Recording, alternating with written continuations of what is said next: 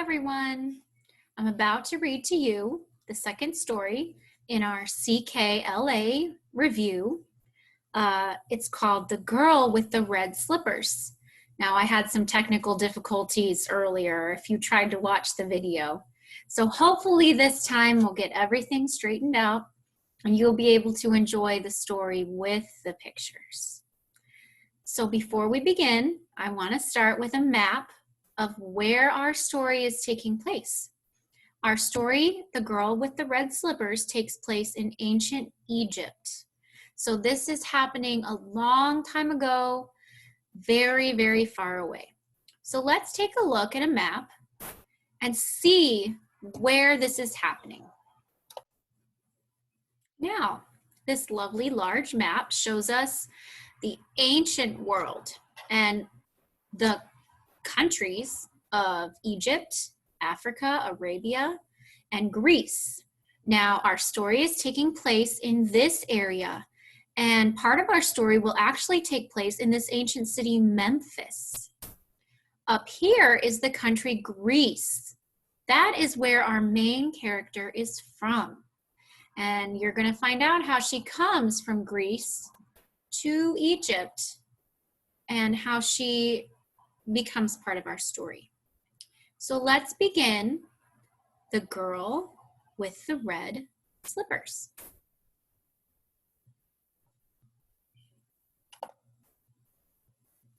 A long time ago in ancient Egypt, there lived a beautiful young girl called Rhodophis.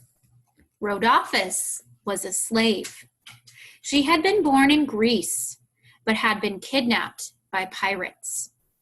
The pirates had sold the young girl to a rich Egyptian merchant.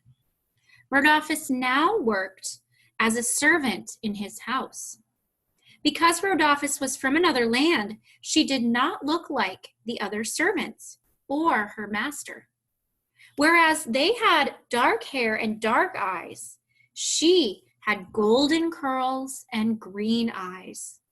No amount of brushing would straighten those curls. The other servants teased Rhodophis. They also made her work even harder than they did. She had to get up before the sun rose, and she had to work while the stars twinkled in the night sky. She cleaned her master's house, she baked bread, she washed her master's clothes, she sewed, and she even tended to the garden. Rhodophis lived a lonely life. The other servants wanted nothing to do with her, and her master, though kind, spent his time either sleeping in the warm sunshine or conducting business. Over time, the animals became her friends. Rhodophis chatted with the birds that nested in the lemon and lime trees that she tended. She told her troubles to the great white egrets, and she teased the red-tailed dragonflies. However, her best friend in the whole world was a hippopotamus. Whenever she went to the Nile River to wash her master's clothes, one particular hippo would come to the edge of the river. It would wallow in the water near her and keep her company while she worked. The hippo would look at her with its big round eyes. Its ears would flicker whenever she spoke.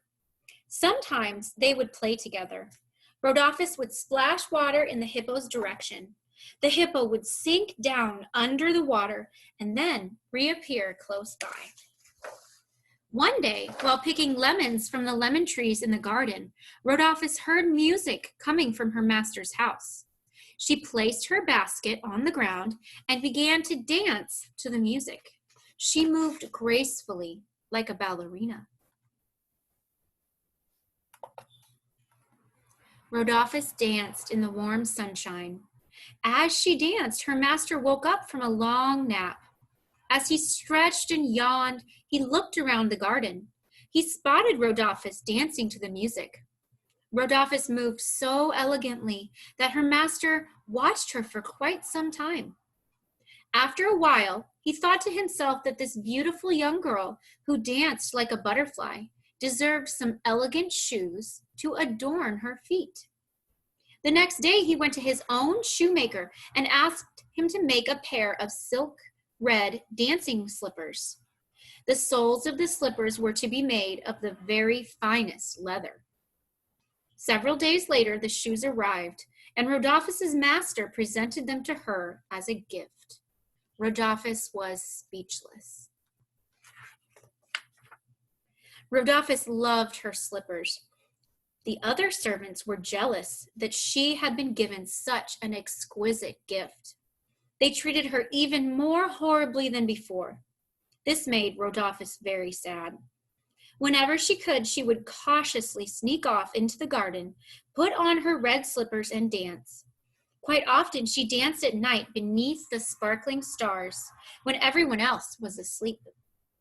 One day, Rodolphus's master was informed that the pharaoh, Amasis, had decided to hold a grand banquet at his royal palace in Memphis.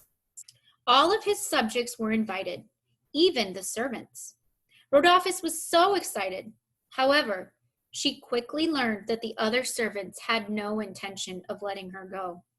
Instead, they gave her piles of laundry to do and warned her that it better all be done by the time they returned. As the servants prepared to depart, Rodolphus carried the huge pile of laundry down to the river. Rodolphus worked for several hours, washing and scrubbing the clothes. Her faithful friend, the hippo, kept her company. The hippo always cheered up Rodolphus. And so, after a while, Rodolphus's spirits were revived, and she began to play with the hippo. As Rodolphus cheerfully splashed the hippo, it suddenly moved to duck down beneath the water. Then it reappeared quite suddenly right beside Rodolphus. As the hippo lifted its large head, it created a wave of water that cascaded down upon Rodolphus. She was drenched. So too were her beautiful slippers. Rodolphus sighed and scratched the hippo's head. Then she took off her slippers and placed them on a rock to dry. After that, she continued with her work. She did not even stop to eat. After a long while, Rodolphus finished washing all the clothes. By now, her back and arms were aching, but she was happy to be done. Just as she was about to put on her red slippers, she heard the flapping of wings. In an instant, one of her slippers was gone. From out of the darkening sky, a falcon had swooped down and stolen it. Rodolphus gasped out loud. She was certain that the falcon was actually the god Horus. It was a sign of something, but of what she did not know. There was nothing Rodolphus could do. She put her one remaining slipper in her pocket and returned to her master's house in her bare feet. Meanwhile, at the royal palace, an enormous crowd had gathered. The crowd was enjoying the festivities. Pharaoh Amasis looked on from his raised throne in the banquet hall. Although he was happy to see his subjects enjoying themselves, he preferred to go hunting.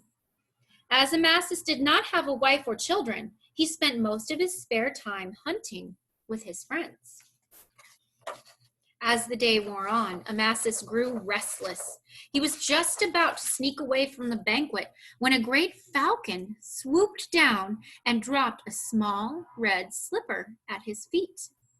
Amasis picked up the slipper and stared at it. He was certain that the god Horus had sent him a message. Amasis thought for a while. Then he summoned his advisors. He had decided that the god Horus was telling him that the owner of the red slipper would be his wife. The banquet was halted, and an announcement was made that the pharaoh himself would search the land for the owner of the red slipper. The guests slowly began to leave. Now, Rodolphus's master had already left the palace. He had gone off to take care of some business, and so he had not heard the announcement. His servants, however, had. Together, they decided that they would not breathe a word to Rodolphus. As the weeks went by, the Pharaoh scoured the land for his future wife. He searched by land and by water, but he was unsuccessful. At last, his search brought him by royal barge to a region in the northern part of his kingdom. Rhodopis was washing clothes in the river as the royal barge appeared in the distance. The other servants saw it too and immediately knew what it meant. As the barge neared the bank of the river, the royal trumpeters sounded the Pharaoh's arrival.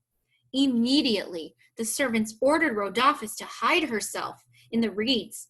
As she was, they told her, too lowly a servant to be in the presence of the Pharaoh. With the red slipper in one hand, Amasis stepped off the royal barge.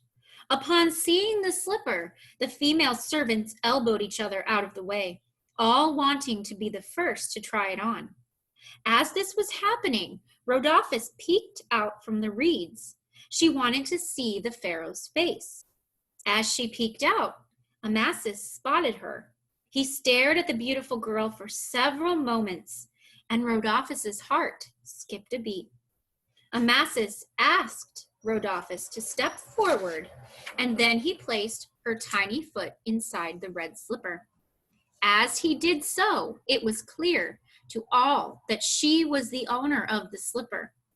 The other servants were horrified that she would be the Pharaoh's queen, but the master gave his blessing.